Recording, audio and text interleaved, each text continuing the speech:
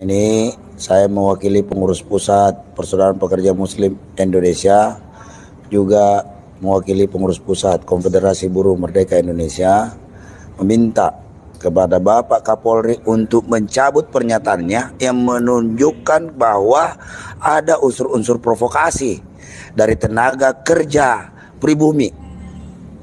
Karena ini sangat menyakitkan. Tidak ada unsur provokasi di situ. Kenapa buruh pribumi melawan? Karena di situ ada ketidakadilan.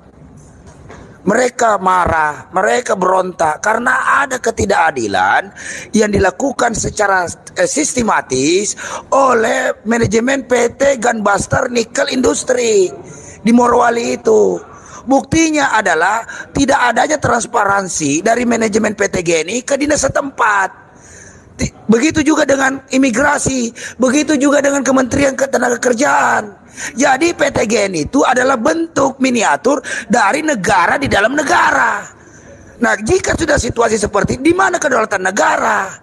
Jadi mohon Pak Kapolri mencabut pernyataan itu karena itu sangat melukai hati kami. Tidak mungkin buruh mau menjadi provokator di tempat kerjanya sendiri. Tidak mungkin buruh menjadi provokator di tempat dia mencari makan, memberikan makan anak istrinya. Logikanya di mana? Nggak nyampe itu.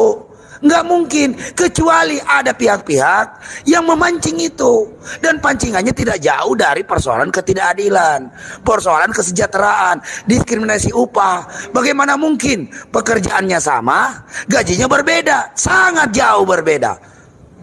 Pekerja kasar, tenaga kerja pribumi digaji paling tinggi UMR UMP 5 jutaan lah rata-rata. Sementara tenaga kerja asing dari Cina itu digaji 15 juta ke atas. Belum lagi fasilitas mes, fasilitas makanan, fasilitas dan lain sebagainya.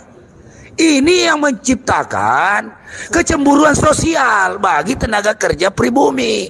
Dan kami sebagai pribumi wajar saja melakukan pemberontakan, perlawanan. Kenapa? Ya tanah kami, tanah tumpah darah kami diolah. Kok kami hanya kebagian getahnya doang? Kok kami kebagian sialnya doang? Untungnya lu bawa semua ke sono.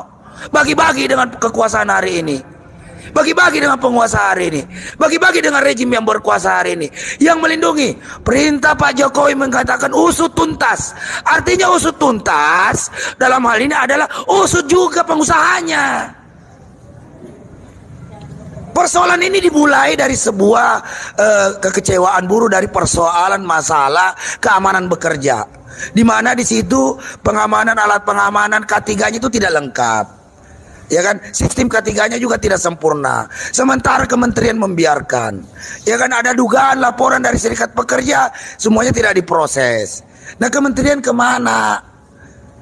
Menurut informasi bahwa ini semua bermuara ke Kemenko Info Luhut Binsar Panjaitan, karena dialah yang meresmikan pabrik ini. Jangan mentang-mentang diresmikan oleh Menko mau seenaknya saja. Bahkan kalau perlu periksa juga Pak Luhutnya. Kali aja ada sangkut pautnya di sini. Ini bukan persoalan kaum buruh menolak investasi, bukan, sama sekali bukan. Kami berterima kasih kalau ada investasi yang masuk ke Indonesia. Namun investasi itu bukan lantas menjual, menggadai hak-hak rakyat Indonesia. Bukan lantas menjual bangsa ini untuk kepentingan bangsa lain. Ya kan, perusahaan itu setelah selesai menguras nikel kita cuma kebagian kerusakan lingkungannya. Yang benerin rakyat Indonesia. Pajak kami juga, pajak kami udah upahnya dipajakin, pesangonnya dipajakin, THR-nya dipajakin, semuanya dipajakin untuk membiayai pemerintah ini, pejabat-pejabat negara ini melindungi kaum buruh. Ini malah sekarang menuding buruh sebagai provokator. Ini yang sangat sulit diterima oleh kawan-kawan aktivis buruh hari ini. Ingat loh, itu ada nyawa ini, nyawa taruhannya. Di sana dapat informasi bahwa 3 yang meninggal. Preskon dari Pak Kapolri hanya 2 yang meninggal, 1 TKA, 1 TKI. Belum lagi tenaga kerja asing itu negaranya minta tanggung jawab. Perdana Menteri Cina Xi Jinping sudah meminta keterangan terkait masalah itu. Nah, siapa yang memprovokasi ini adalah orang-orang yang membekali senjata bagi TK Cina sendiri yang di sana. Buktinya mereka bawa senjata, pipa besi. Ya kan? Itu kan termasuk senjata tumpul, makanya terjadi pertikaian. Ya kan? Nah, inilah, tolonglah ini menjadi pelajaran kita bersama. Kawan-kawan sudah mengorbankan darah, nyawa, dan air mata hanya untuk dapat merebut hak-haknya, sudah dirampas oleh pengusaha dan negara hari ini yang tidak berpihak kepada kaum buruh, pemirsa. Dan dalam kesempatan ini kita juga mengutuk keras atas tindakan manajemen PT GNI yang anti serikat pekerja. Ada yang berserikat pekerja, mereka lantas di PHK. Dan semua dinas terkait hanya berdiam diri. Itu kan pidana. Ya kan, pengawas kemana? Polisi kemana? Ya kan? Lihat tiba-tiba ujuk-ujuk ada yang kerusuhan begini. Pekerjalah yang dituduh menjadi provokator. Bukannya kebijakan. Akibat kebijakan ini rakyat marah. Kebijakan-kebijakan baik yang dikeluarkan regulasi oleh pemerintah maupun yang dilaksanakan oleh PT GNI ini memicu kemarahan pekerja buruh di sana. Ya wajar mereka capek, banting tulang, peras keringat, dibayar tidak sepadan. Satu dibayar 5 juta, satu dibayar 15 juta. Ya ngamuk, Pak. Kalau mau adil 15 juta semua, gitu loh.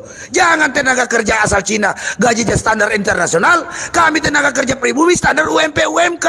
Yang marah kita kalau begini caranya, ya kan? Jadi untuk itu saya minta kepada Presiden Jokowi, Menko Polhukam, Menko Invest, Menaker, Menko Perekonomian, Kapolri, Panglima TNI, tolong bijak menyikapi persoalan ini. Rakyat kita nggak bodoh, buruh nggak bodoh, nggak mungkin buruh tiba-tiba ujuk-ujuk langsung marah, tidak mungkin. Pasti ada sebab musabab, pasti ada penyebab yang selama ini menggunung, berakumulasi menjadi satu titik perlawanan. Ya akhirnya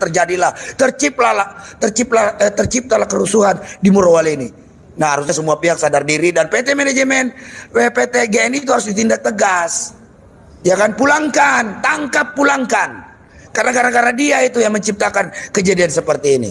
Dari dalam hal ini kami atas nama organisasi menyatakan, satu, mengutuk keras kejadian ini, mengecam keras kejadian ini. Kedua, minta kepada Kapolri untuk mencabut statementnya yang menyatakan di situ ada provokator. Yang ketiga adalah minta kepada Menaker, Menko Invest, Menko Perekonomian, Menko Polhukam turun usut ini persoalan sampai tuntas. Yang keempat, Pak Jokowi, itu perpunya dicabut aja, ini gara-gara perpu, gara-gara Omnibus Law Bapak yang membuat investor asing ini sewenang-wenang, sekarang dewe. Bapak, ya kan? Ini yang harus Bapak, ini kebijakan Bapak inilah yang memicu pertarungan antara pengusaha dengan buruh, sementara pemerintah cuek bebek. Ini akhirnya kita yang berantem, pengusaha dengan yang harusnya membina hubungan industrial tidak mampu membina hubungan industrial karena pengusaha berlindung di balik regulasi dan pejabat-pejabat yang korup. Nah, maka dari itu kita minta Presiden Jokowi untuk segera cabut itu perpunya, ya kan? Udah nggak berlaku karena Undang-Undang 13. Dan kalau Pak Jokowi tidak mampu menyelesaikan persoalan lebih baik, Pak Jokowi mundur aja sebagai Presiden Republik Indonesia. Udah capek kita, Pak. Persoalan begini bertubi-tubi. Kaum buruh ini bertubi-tubi, kebijakan Bapak menghantam kami. Malah minta 3 periode. Memangnya ganti SIM? Enak aja. Ya minta perpanjangan masa jabatan presiden, memangnya ganti SIM? Ini bukan, ini pejabat negara, pejabat kepala negara, kepala pemerintahan. Sekali lagi, kalau Pak Jokowi tidak mau mendengarkan apa yang menjadi aspirasi kaum buruh, Pak Jokowi mundur saja dari jabatannya selaku Presiden Republik Indonesia. Biar buruh yang jadi presiden. Hidup buruh! Hidup buruh! Hidup buruh! Hidup